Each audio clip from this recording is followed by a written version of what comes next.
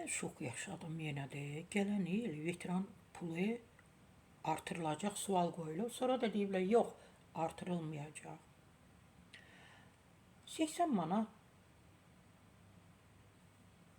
80 manat alırlar da. 80 manat pul alırlar.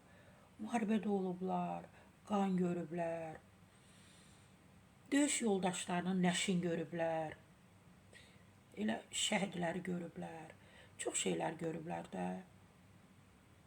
2026-cı ildə veteranlara verilən təqaüdün artırılması nəzərdə tutulmur. Veteranlar, eşitdiniz, nəzərdə tutulmursunuz siz. Birdən ora-bura şikayət edərsiniz, nə bilim, hansı nazirliyin qabağına gedərsiniz, digər etməyin, sizin pullarınız artırılmayacaq. Elə 80 manat maaş bəsinizdir. Yaşayın ondan, dolanın ondan.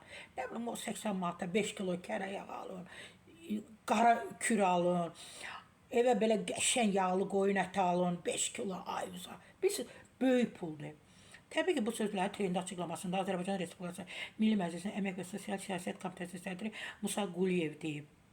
Və qeyd edib ki, hazırda müharibə veteranlarına Azərbaycan Respublikası Prezidentinin təqaüdü 80 manatdır, yəni verilir.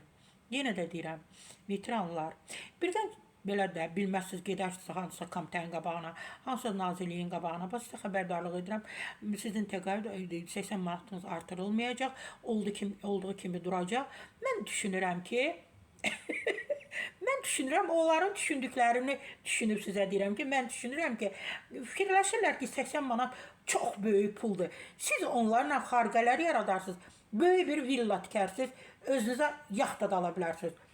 Sara Səfra Bahadırdan bu qədər.